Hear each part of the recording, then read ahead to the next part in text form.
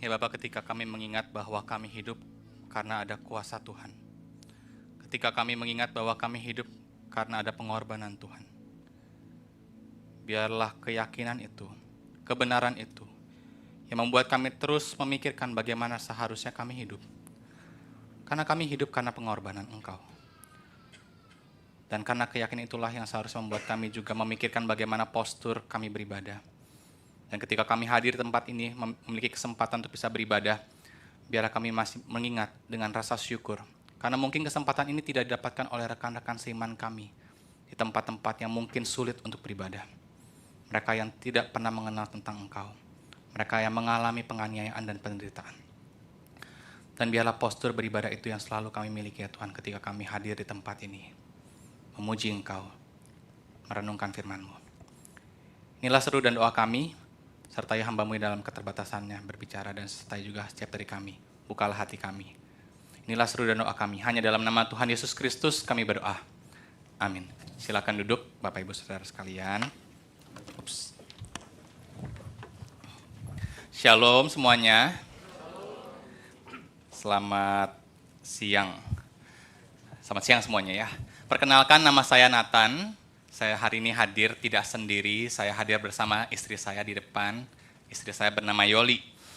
2 tahun yang lalu, persis 2 tahun yang lalu, kurang lebih di bulan Mei, saya dan istri datang ke tempat ini setelah melayani di daerah Hirosaki, di Aomori, ketika waktu itu kami melayani bersama dengan misionaris OMF untuk melayani orang-orang Jepang yang ada di tempat tersebut. Dan saat ini kami masih melayani di lembaga misi OMF dan sedang mempersiapkan diri untuk kembali ke Jepang untuk masuk ke dalam dunia marketplace. Dan hari ini saya sangat bersuka cita diberikan kesempatan oleh Pak Mimbar, terima kasih untuk kesempatannya dan bersyukur untuk bisa bertemu dengan Bapak Ibu Saudara sekalian.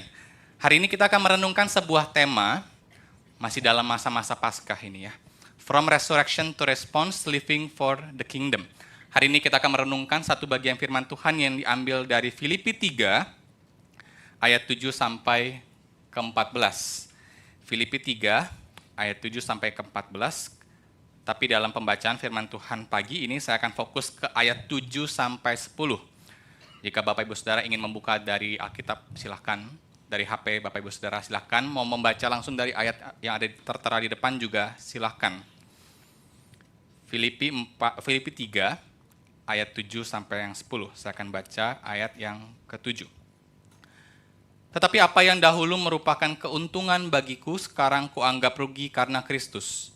Malahan segala sesuatu kuanggap rugi karena pengenalan akan Kristus Yesus Tuhanku lebih mulia daripada semuanya. Oleh karena dialah aku telah melepaskan semuanya itu dan menganggapnya sampah supaya aku memperoleh Kristus. Dan berada dalam dia bukan dengan kebenaranku sendiri karena mentaati hukum Taurat, melainkan dengan kebenaran karena kepercayaan kepada Kristus. Yaitu kebenaran yang Allah anugerahkan berdasarkan kepercayaan. Yang kukehendaki ialah mengenal dia, dan kuasa kebangkitannya, dan persekutuan dalam penderitaannya, di mana aku menjadi serupa dengan dia dalam kematiannya. Sedemikian jauh pembacaan firman Tuhan. Nah Bapak Ibu Saudara, dalam masa-masa Paskah, baik dalam minggu Paskah ataupun minggu-minggu setelahnya, masa-masa Paskah ini, gereja-gereja di belahan dunia, salah satunya atau di dalam beberapa tradisi seperti dalam gereja Ortodoks Timur, gereja Katolik, gereja Anglikan, mereka mengucapkan sebuah salam dalam liturgi ibadah mereka yang berbunyi seperti ini. Christ is risen. Sebuah deklarasi dalam ibadah, Christ is risen. Kristus telah bangkit. Lalu deklarasi tersebut dibalas. He is risen indeed. Allah telah bangkit, Kristus telah bangkit. Lalu dibalas, ya, Kristus telah bangkit. Saya rindu kita mengucapkan ini menjadi deklarasi iman kita bersama-sama. Saya mengucapkan Christ is risen, Bapak Ibu Saudara mengucapkan yes, He is risen indeed. Christ is risen. Yes, He is risen indeed. Christ is risen. Haleluya. Nah Bapak Ibu Saudara, salam ini, salam dalam liturgi ibadah ini bukan untuk mempermanis sebuah ibadah. Dan salam ini juga bukan untuk memecah ice breaking, supaya lebih ceria, supaya lebih bergembira, tetapi salam ini punya makna teologis dan implikasi yang sangat dalam. Salah satunya, ketika orang percaya kepada sebuah kebenaran iman, keyakinan iman kita bahwa Christ is risen, Yesus telah bangkit, maka respon orang percaya tidak boleh diam.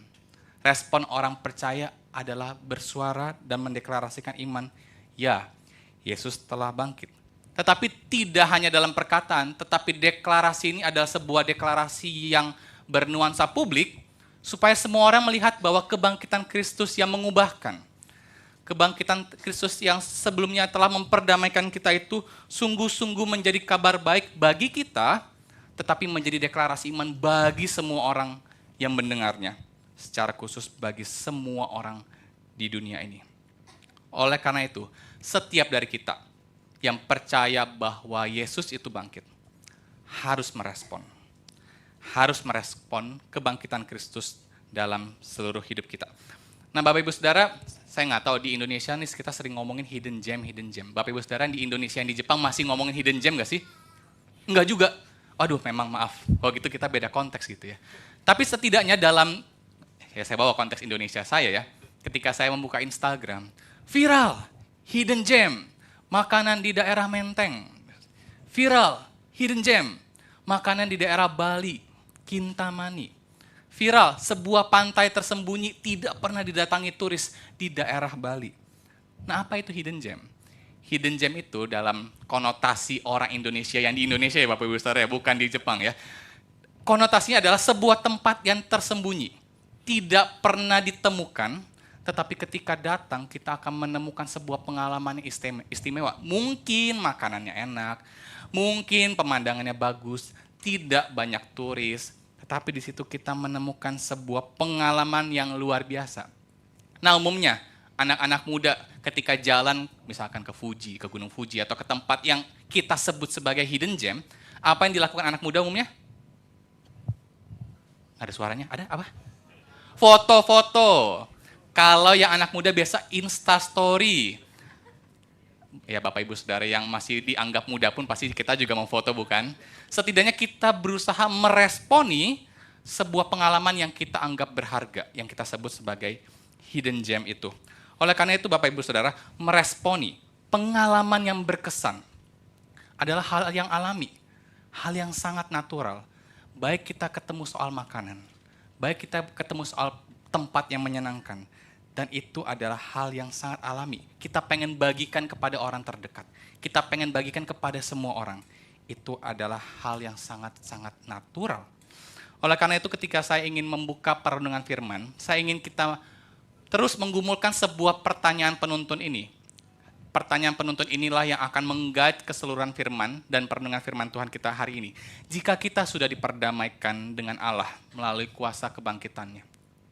Jika kita disebut orang-orang percaya, menerima keselamatan, diubahkan oleh keselamatan yang kita terima dari Yesus Kristus itu, mendapatkan fellowship di dalam komunitas iman, bertumbuh di dalamnya, melalui serangkaian kisah karya besar dari Yesus Kristus. Ketika kita sudah mengalami kuasa kebangkitannya itu, bagaimana seharusnya kita merespons dan bagaimana seharusnya kita hidup di tengah-tengah dunia. Nah, saya pengen pertanyaan penuntun ini selalu diingat. Mungkin firman Tuhan akan selesai, tetapi saya pengen kita terus mengingat bagaimana kita yang sudah mengalami kuasa kebangkitan itu merespons dan hidup dalam kehidupan kita sehari-hari. Nah, Bapak Ibu Saudara, ketika kita membaca ayat yang tadi, saya rindu kita membuat itu lebih besar lagi dalam keseluruhan kitab Filipi. Nah, Bapak Ibu Saudara, ketika kita baca kitab-kitab Filipi, maka akan ada banyak banget pesan-pesan pastoral. Dan mungkin beberapa ayat itu sangat familiar bagi kita. Pesan pastoral bagi orang-orang jemaat di Filipi, misalnya, hiduplah berpadanan dengan Injil. Utamakan orang lain daripada diri sendiri. Kepentingan sesama, kepentingan orang lain dibandingkan kepentinganmu. Kerjakanlah keselamatanmu dengan takut dan gentar. Hiduplah dengan tidak bercela dan tidak bernoda. Ini ayat-ayat yang sangat familiar bukan? Yang kita mungkin jadikan ayat hafalan sejak kita mungkin sekolah minggu ataupun remaja dan pemuda. Dan ketika kita berusaha untuk mengaitkan dengan judul tema hari ini, bagaimana kita meresponi kebangkitan Kristus, maka pesan-pesan pastoral ini akan cocok. Oh, sebagai orang-orang yang sudah mengalami kebangkitan Kristus, seharusnya kita mengerjakan keselamatan. Seharusnya kita hidup dengan tidak bercela. Seharusnya kita berpadanan dengan Injil Kristus. Nah, Bapak Ibu Saudara, ketika kita membaca Alkitab, maka pesan ini yang akan langsung kita connect, nempel, dan kalau seperti itu khotbah selesai. Tapi permasalahannya ada sebuah kompleksitas di dalamnya. Dan saya rindu ketika kita membaca Alkitab, pertanyaan kita adalah, mengapa ya? Kok Paulus menulisnya seperti ini? Apa yang terjadi sehingga Paulus menulis seperti ini? Apa yang terjadi ketika jemaat orang-orang Filipi itu dalam suatu masyarakat, apa yang menjadi pergumulan mereka? Nah, pertanyaan ini sangat kompleks dan perlu kita tanyakan karena salah seorang pemikir yang namanya Chris Wright, dia mengatakan, ketika kita baca Alkitab, Injil itu bukanlah sebuah pesan yang dapat dengan mudah dicangkokkan ke dalam semua budaya. Dicangkokkan itu maksud kita baca ini, tek, langsung kita, oke, maksudnya gini, oh, langsung maksudnya gitu. Ada beberapa ayat yang bisa, tetapi tidak semudah itu. Tidak semudah itu kebenaran firman Tuhan langsung kita baca dan dicangkokkan. Mengapa? Karena sesungguhnya kita perlu memahami ada kompleksitas di dalam teks Alkitab dan juga pesannya supaya kita dapat dengan setia menerapkannya dengan cara yang sesuai dengan situasi budaya dan kultur kita. Karena mungkin ada sesuatu yang tersembunyi, latar belakang yang kita nggak selalu tahu. Dan disitulah kita perlu memahami apa yang sungguh-sungguh terjadi di dalam teks itu. Dan ketika kita membaca Alkitab, tidak bisa tidak, Alkitab ini sudah berumur 2000 tahun. Kita membaca sebuah teks yang berumur 2000 tahun. Ketika kita membaca teks tersebut, banyak hal yang tidak pernah kita alami. Dan salah satunya ketika kita membaca kitab Filipi, kita akan melihat bahwa ada situasi yang sangat berbeda. Situasi yang disebut situasi Greko-Roma Yahudi. Maksudnya apa? Penderitaan bangsa Israel. Penderitaan jemaat mula-mula tidak sama dengan penderitaan kita. Terkadang ada ayat Alkitab yang kita berusaha untuk cocokkan, ya memang itu yang aku rasakan. Tetapi kalau kita melihat apa yang terjadi di belakang teks itu, ayat tersebut, kita perlu mengakui dengan jujur bahwa penderitaan orang percaya mula-mula tidak sama dengan penderitaan kita. Mengapa? Karena jemaat mula-mula mengalami yang namanya konteks sosial patriarki. Maksudnya apa ya? Konteks sosial patriarki adalah sebuah konteks sosial di mana wanita kerap dipandang sebagai yang rendah. Makhluk kelas 2, dijadikan komoditi. Perbudakan, makanya kita ketika baca kitab-kitab Paulus ada perbudakan, tuan dan budak. Penjajahan, karena jemaat sedang dijajah. Kita tidak mengalami penjajahan. Gereja mula-mula mayoritas adalah orang-orang marginal. Coba Bapak Ibu Saudara bayangkan kitab-kitab yang ditulis, Yesus mendekati siapa? Pemungut cukai, pelacur, perempuan sundal, orang-orang yang sakit. Mengapa? Karena ini adalah orang-orang yang marginal. Dan ketika kita membaca surat yang ditulis oleh Paulus, maka penerima pertamanya adalah mungkin budak, para wanita, orang-orang yang tertindas dan terjajah, orang-orang marginal. Dan pada masa itu, menjadi pengikut Kristus adalah sebuah keyakinan yang ilegal, yang punya konsekuensi. Nah, coba kaitkan dengan situasi kita sekarang. Apakah sama semuanya? Beda bukan? Kita bisa beribadah dengan baik, kita tidak lagi terjajah. Sebagian dari kita mungkin berada dalam status sosial yang baik, bukan orang marginal. Dan kita mungkin berpikir, oke, terus bagaimana nih? Paulus mungkin lebih baik kah? Tidak juga Bapak Ibu Saudara, ketika kita membandingkan dengan Paulus, ternyata Paulus pun juga dalam konteks yang sama. Paulus ketika menulis ini di penjara, sedang menderita. Dan bahkan rekan pelayanan Paulus yang bernama Epaphroditus, kalau Bapak Ibu Saudara baca di kitab ini, dia hampir mati demi memperjuangkan pelayanan Paulus. Sakit dan hampir mati. Jadi ada sebuah pelayanan yang luar biasa beda dibanding kita saat ini. Ketika kita membaca ayat ini, ada sebuah situasi sosial yang sangat berbeda. Ketika Paulus mengatakan kerjakanlah keselamatanmu, mereka sedang berjuang mati-matian menghadapi hidup dan mati. Penjajahan, perbudakan yang mungkin gak tahu kapan dia hidup, kapan dia mati. Tidak punya hak atas dirinya sendiri. Tetapi dalam konteks itulah Paulus menuliskan suratnya. Dan bagi jemaat-jemaat di Filipi dan jemaat mula-mula, kita bisa melihat bahwa seperti ini konteksnya. Maka bagi mereka, meresponi karya Kristus adalah sebuah panggilan bagi jemaat mula-mula untuk berbagian dalam jalan salib dan menderita seperti Kristus. Nah, kita suka kata-kata Christ-likeness, seperti Kristus. Maukah menderita seperti itu? Mungkin situasi sosial kita beda, tetapi pada masa itu ketika mereka mengalami penganiayaan fisik, penderitaan dan penjajahan, perbudakan, konteks sosial itu yang paling mirip dengan apa yang dialami Kristus, di mana dia didera, dianggap orang yang bodoh, termarginalkan, disalib. Dan itulah yang disebut sebagai the greatest joy bagi jemaat mula-mula. Ketika jemaat mula-mula menghidupi dan berpartisipasi dalam seluruh kisah Kristus. Nah, ini menarik Bapak Ibu Saudara, ketika kita ngomongin Injil, penulis kitab yang ada di Perjanjian Baru, baik itu Paulus, baik itu Petrus, ketika dia berbicara soal Injil, dia akan mengaitkan tentang seluruh karya Kristus. Dan kalau Bapak Ibu perhatikan, mereka tuh selalu berusaha, saya ingin mati demi Kristus. Saya ingin mengalami kematian bersama-sama dengan Kristus, dibangkitkan bersama-sama dengan Kristus. Bahkan Paulus menuliskan dalam tulisan di Filipi, dia mengatakan supaya hendaklah kamu menderita untuk dia.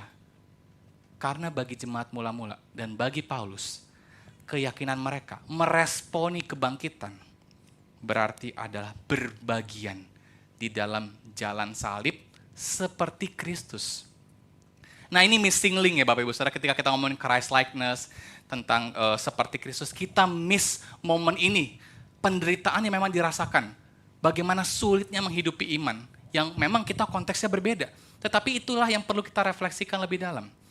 Nah Bapak Ibu Saudara, pernah gak sih berimajinasi, mengapa ya kok kita ketika membandingkan simbol-simbol agama, pernah gak bertanya artinya apa? Ketika membandingkan simbol, ada suatu agama yang bergambarkan bunga teratai. Wah, indah sekali Bapak Ibu Saudara. Disitulah simbol kedamaian, kemurnian, kesucian. Ada sebuah agama yang bersimbolkan bulan dan bintang, menggambarkan kebesaran Tuhan atas ciptaan. Menggambarkan bagaimana terang itu bisa dilihat oleh seluruh ciptaan. Sosok dan juga simbol-simbol yang agung. Tetapi ketika kita melihat kekristenan, apa simbolnya? Salib. Karena memang itulah konsekuensinya ketika kita menjadi pengikut Kristus, kita harus berbagian seperti Kristus di dalam jalan salib itu. Meskipun kita tidak benar-benar literal disalib, tetapi ada proses itu Bapak Ibu Saudara.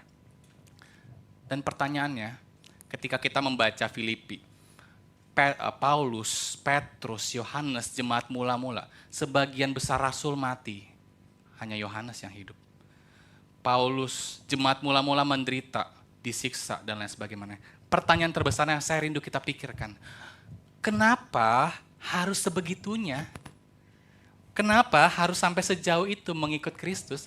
Ini pertanyaan yang mungkin kita pernah juga tanyakan kepada diri kita ya. Kalau bisa sampai sini aja, kenapa sih harus sampai sebegitunya? Kenapa sih kita harus pelayanan se-ekstra-ekstranya? Kenapa kita harus menjangkau orang yang belum mengenal Kristus dengan banyak sekali tantangan sebegitunya? Kenapa sih? Kenapa nggak cuma stop di sini aja? Udah cukup loh.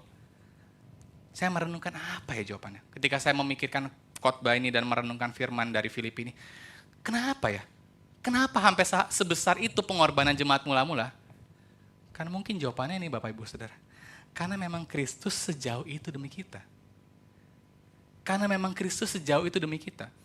Kalau Bapak Ibu lihat nanti di Filipi 2, ada sebuah puisi yang sangat bagus di mana dikatakan, ia menanggalkan haknya, melepaskan haknya, mengosongkan dirinya, mengambil rupa, bukan manusia, tapi siapa? Hamba, di mana pada masa itu, hamba, budak lebih rendah dari manusia. Dan disitulah, karena memang Kristus sejauh itu Bapak Ibu Saudara. Dan inilah satu-satunya alasan mengapa jemaat mula-mula, Paulus, rasul-rasul yang lain, melakukan sedemikian rupa. Respon kebangkitan itu sampai sejauh itu. Karena mereka menyadari ketika Yesus yang turun, merendahkan diri serendah-rendahnya, demi mengasihi saudara dan saya, tersalib demi saudara dan saya, memang sampai sejauh itu. Dan inilah yang perlu kita sama-sama pikirkan, bahwa Yesus itu dalam keseluruhan karya hidupnya, itulah Injil yang perlu kita sama-sama pikirkan. Kalau Bapak Ibu Saudara ingin mempelajari apa itu Injil, lihatlah seluruh kehidupan dari Yesus Kristus. Bagaimana dia merangkul yang marginal, memberikan diri yang terhilang, berkeliling kota menjangkau tempat-tempat yang disebut sebagai orang-orang kafir demi mereka mengenal kerajaan Allah. Yesus itulah dalam keseluruhan hidupnya. Keseluruhan hidup Kristus itu adalah Injil itu sendiri. Dan saya rindu kita melihat bahwa Injil itu memang di satu sisi provokatif dan radikal. Waduh, maksudnya apa nih? Provokatif dan radikal. Pernahkah terpikir apakah Yesus memang pengen membuat orang senang? Enggak juga ya. Yesus mengatakan hanya bagi mereka yang bayar harga loh. Hanya bagi mereka yang bayar harga dan rela menanggung harga itu, merekalah yang siap untuk mengikut aku. Injil untuk semua orang. Kita harus membagikan Injil kepada semua orang. Tetapi kita akan menemukan suatu realita ketika Injil itu bagi semua orang. Terkadang tidak semua orang menerima Injil. Dan karena itulah Injil itu memang provokatif dan radikal. Barang siapa tidak membenci ayah dan ibunya tidak pantas mengikut aku. Ada banyak lagi kata-kata yang provokatif dan radikal. Kenapa? Karena dia pengen memprovokasi pikiran dari orang-orang yang mendengar. Apa yang sebenarnya kamu cari?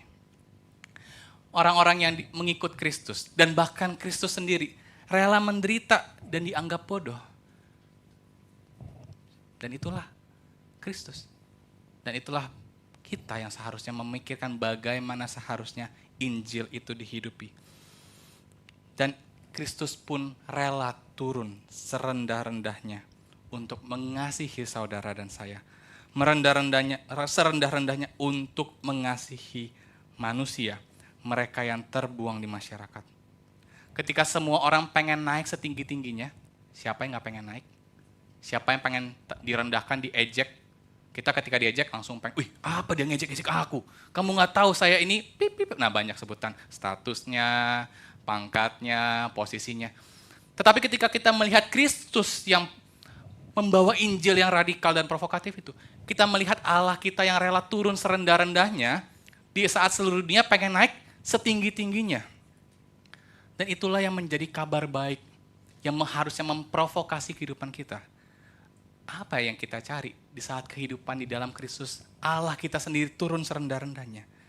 Tetapi Injil di dalam karya Kristus bukan hanya tentang provokasi dan juga radikal, tetapi ada juga keindahan dan harapan.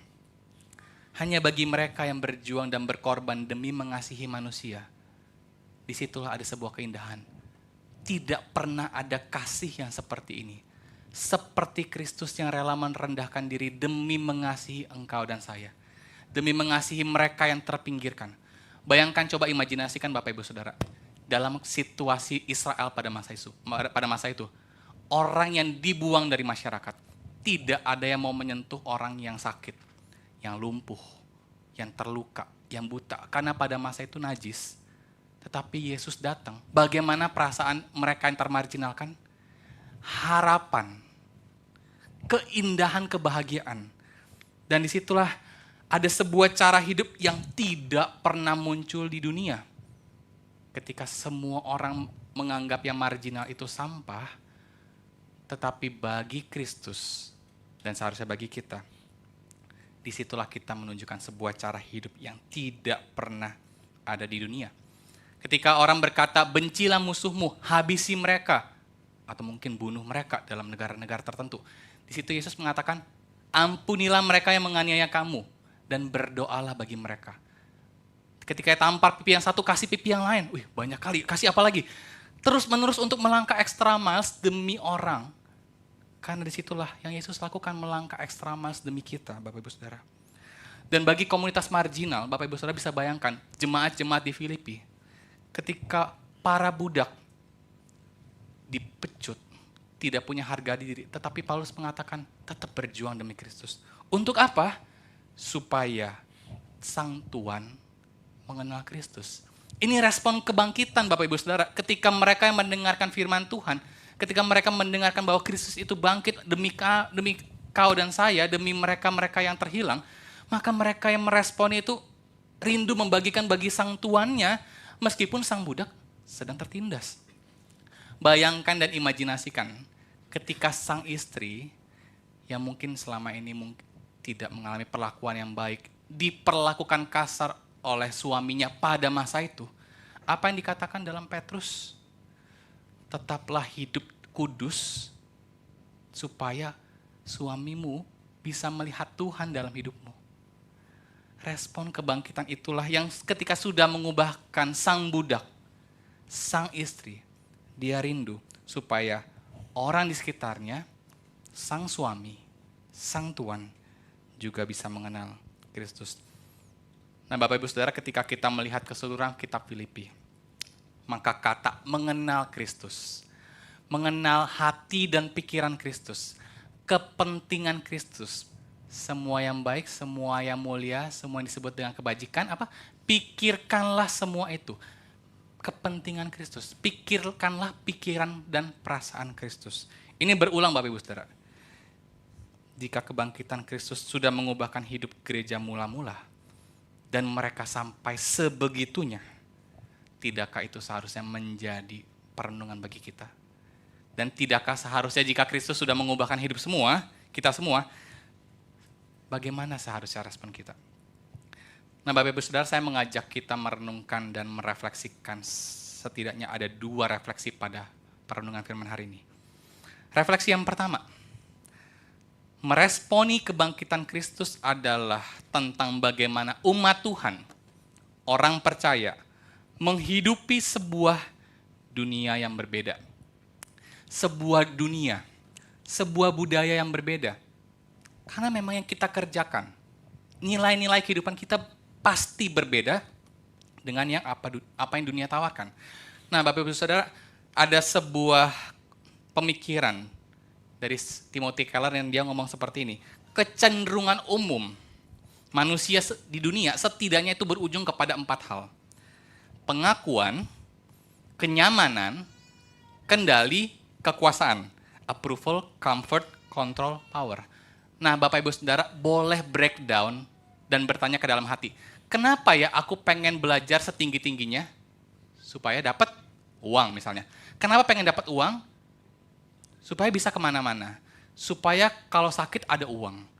Supaya kalau anak kenapa-napa, anak tidak menderita. Kenapa aku pengen posisi yang setinggi-tingginya? Karena ketika aku punya posisi dan power, aku bisa enak ngapa-ngapain. Kenapa aku suka posting Instagram? Karena aku suka kalau ada banyak yang nge-like dan nge-post, nge-komen. Coba tanyakan kepada diri kita masing-masing, apa yang paling kita pengen, dan coba kaitkan kepada 4 itu.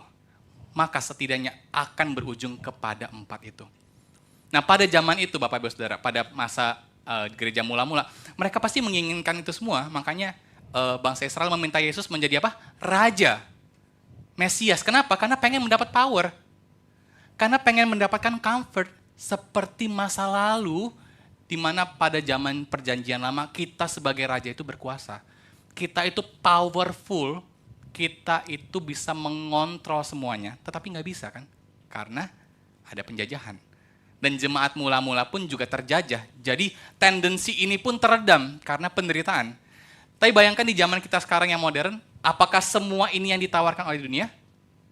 Pasti. Itu mengapa kita bekerja mati-matian dari pagi sampai malam. Itulah kenapa kita datang ke Jepang untuk kerja, betul? Ya. Pasti pengen supaya kita mendapat uang menafkahi keluarga. Itu tidak salah Bapak Ibu Saudara. Dan itulah yang memang baik kita berusaha bekerja sekuat mungkin, tetapi kita perlu sadar bahwa ini adalah kerinduan terbesar dari setiap manusia. Kita pengen financial freedom. kita pengen rasa aman, kita pengen rasa cukup, kita pengen semua-muanya. Itu tidak salah Bapak Ibu Saudara. Tetapi yang menjadi salah adalah ketika kita melihat bahwa ini adalah bagaimana sesungguhnya dunia bekerja. Kita dituntut untuk work hard, study hard, cari achievement, supaya tujuan akhir dari kerinduan kita adalah posisi, dapat uang, status, keamanan finansial, power, kontrol. Kita masih tetap bisa beribadah, kita masih bisa melayani, kita masih tetap meresponi kebangkitan dalam hal yang kita pikir itu pas. Tetap melayani ini, melayani itu. Kita tetap bermisi, mendukung dalam dana. Tetapi di saat yang bersamaan kita juga mengejar ini. Power, control, comfort, approval. Itu tujuan akhir kita. Bapak Ibu Saudara, saya tidak mau ke ekstrim bahwa kita tidak boleh mengejar uang. Kita tidak boleh mengejar posisi. Tetapi yang sering kali dalam Alkitab itu berulang-ulang diucapkan adalah apa yang kamu cari, itulah yang akhirnya mengontrolmu. Uang apakah dosa? Tidak. Posisi, power, kontrol apakah dosa? Tidak. Tetapi apa yang benar-benar kamu cari? Apa yang menggerakkan kehidupan kamu yang nomor satu? Apakah kepentingan Kristus? Apakah itu sungguh-sungguh Kristus? Atau Kristus dipakai untuk mencapai power? Apakah Kristus dipakai untuk mencapai comfort? Dan itulah yang berkali-kali di dalam Alkitab katakan, jagalah hatimu dengan segala kewaspadaan karena di situ terpancar kehidupan. Dan juga di dalam ayat yang lain, di mana hartamu berada, disitulah hatimu berada. Kita nggak bisa bohong Bapak Ibu Saudara. Kita bisa meresponi kebangkitan Kristus, tapi di saat yang bersamaan tetap mengejar ini semua. Alkitab berkali-kali mengatakan, berhati-hatilah, aware, jagalah dengan penuh kewaspadaan. Bukannya nggak boleh Bapak Ibu, kita boleh bekerja mati-matian. Kita boleh mendapatkan posisi yang baik. Tapi ujungnya apa? Jangan sampai itu yang akhirnya mengontrol kita. Dan itulah yang sering kali Alkitab katakan, jangan sampai menjadi mamon, berhala. Dan itulah yang akhirnya menjadi dosa. Kita harus aware apa yang menggerakkan kehidupan kita. Dan orang-orang yang mengalami dan meresponi kebangkitan Kristus seharusnya melihat bagaimana karya Kristus, kehidupan Kristus. Disitulah there is a deeper meaning of life yang saya rindu kita sama-sama terus gumulkan dalam kehidupan kita. Bagaimana kita meresponi karya kebangkitan Kristus, bagaimana kita menghidupi nilai-nilai kerajaan Allah. Dan di dalam karya Kristus, Kristus hadir ke dalam dunia untuk menghadirkan kerajaan Allah. Paulus menuliskan suratnya supaya mereka yang menderita tetap mencari kepentingan Kristus. Supaya mereka semakin mengenal Kristus. Mungkin pada masa itu mereka tidak bisa mendapatkan posisi, tidak bisa mendapatkan power karena memang tertindas. Tetapi juga Yesus datang kepada seorang prajurit, kepada mereka yang berada di posisi yang baik. Dia berdiskusi dengan mereka. Karena sesungguhnya di dalam Kristus, ujung dari segala desire kita, kerinduan kita adalah tentang semakin mengenal Dia, menghidupi nilai-nilai kerajaan Allah dalam diri kita. Dan apa yang kita kejar? Uang, posisi, karir, ini adalah sebuah sarana untuk semakin membuat Allah itu dikenal. Untuk semakin membuat Kristus itu dihidupi. Semakin memperluas kepentingan Kristus. Itulah yang kita sama-sama perlu pikirkan dalam meresponi kebangkitan. Atau dalam bahasa yang sedikit lebih kompleks. Living a counter-cultural life. Menghidupi sebuah nilai yang berkontra dengan budaya. Karena inilah yang menjadi narasi budaya kita. Kita pengen mengejar ke atas, tidak mau seperti Kristus yang turun bawah. Kita pengen selalu kurang. Tetapi kita melihat bagaimana Kristus yang less. Kristus yang turun.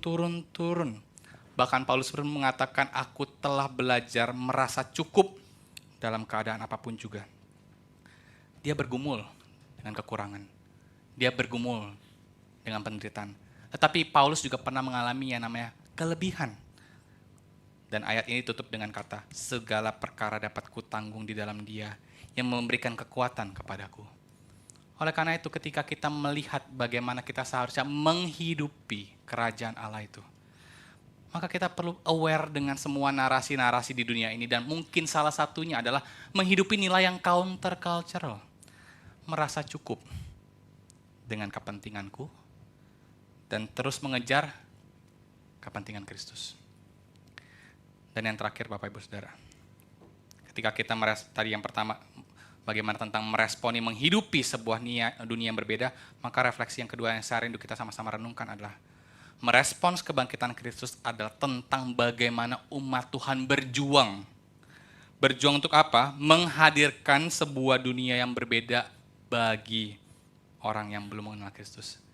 Ketika kita menghidupi nilai-nilai kerajaan Allah, berarti tanpa sadar kita sedang membuat apa? Budaya, Bapak Ibu Saudara. Budaya. Dan budaya ini adalah budaya yang kontra dengan budaya narasi-narasi dunia pada umumnya. Dan kita harus berjuang sekuat tenaga menghadirkan itu. Dan bukankah itu yang menjadi doa kita dalam doa Bapa kami? Datanglah kerajaanmu, jadilah kehendak-Mu di bumi seperti di surga. Ini bukan cuma sekedar doa ya Bapak Ibu. Tapi di balik doa itu ada deeper meaning, yaitu sebenarnya umat Tuhan diminta exercising, berjuang sekuat tenaga untuk menghadirkan surga itu di bumi. Bukannya kita yang naik ke atas Bapak Ibu Saudara, tapi surga itu diminta turun ke bumi. Surga itu ada di tempat kerja Bapak Ibu Saudara, di pekerjaan, di tempat studi, di tempat sekitar tempat kita tinggal. Surga itu harus turun sampai ke situ Bapak Ibu Saudara. Melalui apa? Melalui kehidupan kita yang meresponi kebangkitan Kristus itu. Sebuah kehidupan yang berbeda. Sebuah kehidupan yang mungkin ada jalan salibnya Bapak Ibu Saudara. Tapi jika itu worth, tapi jika itu semakin membuat orang mengenal Kristus, coba renungkan. Karena memang Kristus sampai sebegitunya kok buat kita. Bapak Ibu Saudara, ketika saya melayani di Hirosaki 2 tahun yang lalu, saya bertemu dengan seorang anak namanya Haru. Si Haru ini mungkin masih SD pada waktu itu. Saya bertemu dia suatu waktu ketika saya dan istri sedang membuat kelas masak di gereja kami. Karena di dalam gereja kami, salah satu penjangkauannya adalah dengan kelas masak. Nah ketika itu seorang ibu dan juga Haru datang untuk memasak, mamanya ketemu saya. Nathan Yerusan gitu. Saya cuma tahu itu doang, karena bahasa Jepangnya itu nggak tahu sih. Karena waktu itu masih belajar bahasa Jepang sangat-sangat terbatas. Tapi saya menangkap maksudnya apa. Dia ngomong seperti ini, saya melihat kamu waktu Natal tahun lalu, kamu main gitar ya. Kamu bisa gak ajarin anak saya main gitar? Waduh, bisa sih, tapi jarinya kecil sekali. Lalu dia tidak pernah main gitar, harus mulai dari mana ya? Tapi saya selalu diajarkan waktu itu ketika bersama misionaris itu untuk melihat setiap hal yang kita lakukan itu bagaimana kita melayani mereka yang belum mengenal Kristus. Dan situlah saya berpikir, iya coba aja lah main gitar, ajari si Haru. Lalu saya ajari dia main gitar, bukan main gitar lagi nih, gitarnya dibalikkan seperti piano dan dia mainnya gini. Karena memang di situ tangannya belum cukup. Saya ajari dia lagu Pirates of Caribbean, karena itu yang dia minta. Tapi saya minta ke dia, besok beli gitar yang lehernya kecil ya. Lalu dia beli gitar yang lehernya kecil. Setiap Selasa dia datang ke gereja itu. Dan ketika Selasa dia datang, mamanya juga datang. Mamanya datang ikut kelas pilates dan akhirnya bisa ikut Bible study bersama misionaris itu. Tapi saya bersama dengan anaknya setiap Selasa untuk belajar. Ini lagunya nih, Twinkle Twinkle Little Star. Lagu Twinkle Twinkle Little Star, lalu saya ajarkan lagu ke gereja yang lain. Dan dia semakin hari semakin jago bermain gitar. Cuma setiap hari datang. Setiap Sabtu, saya bersama ayahnya, kita main pingpong bersama di gereja. Wah, dia senang banget main smash. Aku ajarin dia main smash dan akhirnya bisa main smash terus-terusan. Dan dia sangat-sangat happy. Dari yang benar-benar pemalu, ketika dia sudah bertemu saya dan dia jadi merasa pede untuk main pingpong, main gitar setiap Sabtu. Setiap Selasa dia datang untuk bisa berelasi dan di saat yang bersama memang belajar gitar, belajar pingpong. Sebelum saya pulang ke Indonesia, Haru kasih sebuah surat kepada saya. Nathan Yerusan, terima kasih karena kamu sudah mengajari saya bermain gitar. Nathan Yerusan, terima kasih karena kamu sudah bermain pingpong. Saya yang tadinya nggak bisa smash, sekarang sudah bisa smash. Natania Rusan, terima kasih karena berkat kamu, aku bisa menjadi orang yang lebih pede lagi. Karena anak ini sangat introvert Bapak Ibu Saudara. Dan kelihatan cara bergaulnya, tapi ketika saya rindu berrelasi dengan dia, lewat pingpong, lewat main gitar, dia mengatakan, saya menjadi lebih percaya diri.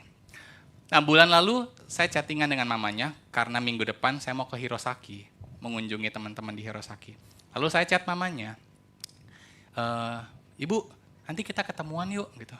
Oh iya, nanti kita ketemuan ya, Natania Rusan kapan datangnya ke Jepang? Oh iya, tanggal sekian, gitu.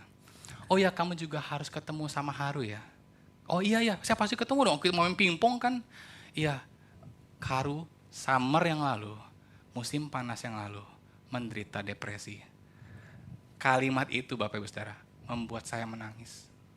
Karena orang yang paling saya kasihi, anak yang saya layani, dia yang setiap hari saya bermain pingpong bersama dia, bermain gitar bersama dia, menderita depresi.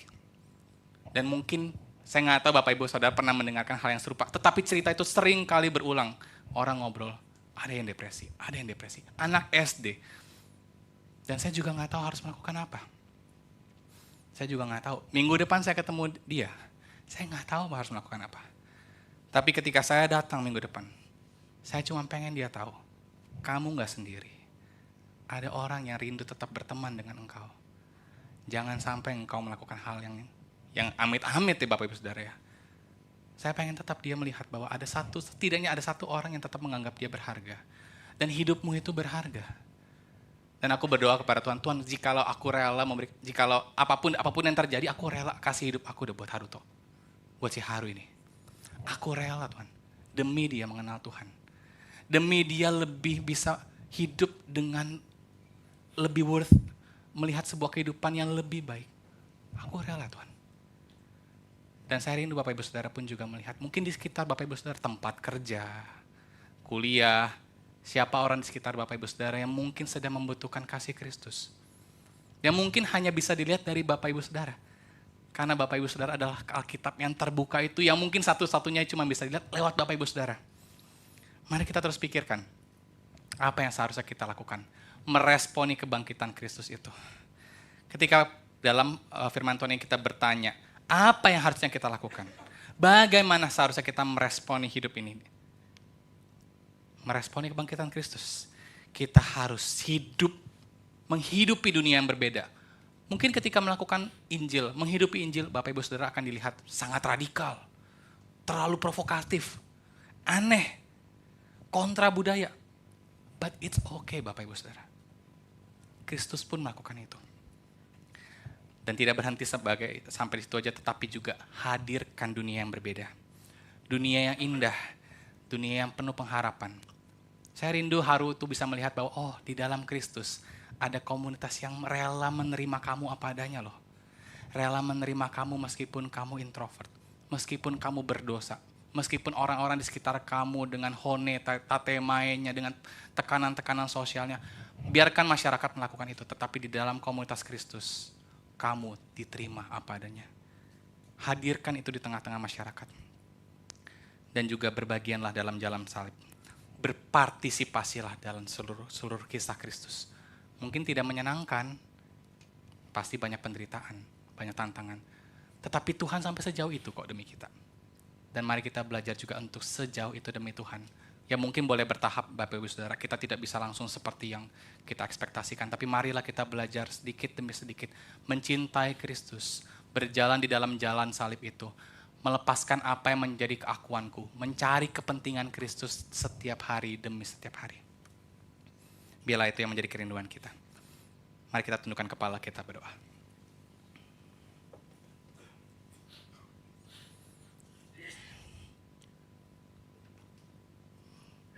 Bapak, entah berapa kali kami mendengarkan kisah tentang kebangkitan Kristus. Tapi ketika jemaat mula-mula itu merespon, tampaknya mereka harus merespon itu dengan memikul jalan salib. Ya Tuhan, kami pun yang kami mungkin jauh berbeda dengan orang-orang di jemaat mula-mula. Kami tidak mengalami penderitaan, kami tidak mengalami perbudakan, dan terkadang narasi-narasi dunia membuat kami pengen mendapatkan pengakuan, kekuasaan, kontrol, kenyamanan. Ya Tuhan, kami belajar untuk terus mencari kepentingan Kristus, meresponi kebangkitan Kristus dengan cara menghidupi nilai-nilai seperti Engkau, merendahkan diri serendah-rendahnya seperti Engkau, mengasihi semaksimal mungkin seperti Engkau, menjangkau yang terhilang seperti Engkau. Dan kami rindu menghadirkan nilai-nilai itu, kerajaan Allah itu, kepada masyarakat, kepada yang terpinggirkan, kepada yang membutuhkan, seperti Engkau. Ya Tuhan, ini seluruh doa kami, tidak mudah, tapi biarlah Engkau terus menguatkan kami untuk tetap berjalan, meresponi kebangkitan Kristus setiap hari. Dan karena kami terus membutuhkan anugerah-Mu ya Tuhan, berikanlah anugerah-Mu itu setiap hari, untuk terus kami mengingat bahwa kami hidup karena anugerah dan karena pengorbanan Tuhan. Ya Tuhan, pada kesempatan hari ini kami juga ingin menaikkan beberapa pokok doa. Kami bersyukur untuk bisa beribadah di tempat ini. Dan kami bersyukur untuk semua hal yang Kau berikan bagi kami. Dan kami juga ingin berdoa bagi rekan-rekan kami, saudara seiman kami yang mengalami lemah tubuh. Kami berdoa untuk Ibu Ellen. Kami berdoa untuk Ibu Wina Waryanja. Kami berdoa untuk Ibu Diana Osada, Bapak Sakurai. Biarlah Engkau sendiri yang memberikan pemulihan bagi dia, bagi mereka. Dan biarlah kami sebagai saudara seiman bisa menguatkan mereka di dalam segala kesulitan. Kami juga berdoa untuk rekan-rekan kami yang sedang mengandung, yang sedang berjuang. Ibu Anita, Ibu Gabriela, Ibu Cindy, Ibu Jessica Juspi. Biarlah Engkau yang terus memberikan hamba-hambamu ini kekuatan, kesehatan yang baik. Biarlah Engkau yang terus menyertai sampai mereka waktu bersalin. Kami juga berdoa untuk Indonesia. Engkau yang paling mengerti tentang apa yang dihadapi oleh negaramu ini ya Tuhan. Ada banyak hal yang kami terus gumulkan, masalah politik, korupsi, narkoba, kebebasan beragama, gejolak pemerintahan yang baru. Belum lagi misi dan penginjilan, bagaimana sulitnya membangun bergereja, bagaimana sulitnya mengabarkan Injil. Ya Tuhan, kami berdoa, jikalau ada hal yang kami bisa berpartisipasi di dalamnya, bantu kami dan kuatkan kami, berikan kami panggilan itu ya Tuhan. Dan kami juga berdoa ya Tuhan, dan bersyukur untuk seorang rekan. Kami bersuka cita untuk putra pertama Bapak Revin dan Ibu Meliana, seorang anak yang bernama Renatus Kenan Harimoto yang sudah lahir ke tengah-tengah dunia. Kami bersyukur sebagai jemaat, kami bersyukur sebagai saudara seiman bisa melihat dan bertambah lagi satu saudara seiman. Kami rindu supaya Bapak Revin dan juga Ibu Meliana bisa terus kuat di dalam panggilannya sebagai seorang ayah dan ibu mendidik anak dalam takut akan Tuhan. Ya Tuhan, kami bersyukur buat ibadah hari ini. Dan biarlah meskipun firman ini berhenti, kami rindu Engkau terus berbicara dalam setiap hati kami. Menggelisahkan kami jika masih ada hal-hal yang kami perlu pikirkan, perlu refleksikan lebih dalam. Dan kami bersyukur buat seluruh hal yang Kau berikan dalam hidup kami. Dan marilah jemaat kita sama-sama mengucapkan doa seperti yang Yesus ajarkan kepada kita. Doa Bapa kami. Bapa kami yang di surga, kuduskanlah namamu, datanglah kerajaanmu, jadilah kehendak-Mu di bumi seperti di surga. Berikanlah kami hari ini makanan kami yang secukupnya. Ampunilah kami akan kesalahan kami, seperti kami juga mengampuni orang yang bersalah kepada kami. Dan janganlah bawa kami dalam cobaan, lepaskanlah kami daripada yang jahat, dan dengan kemuliaan sampai selama-lamanya. Amin.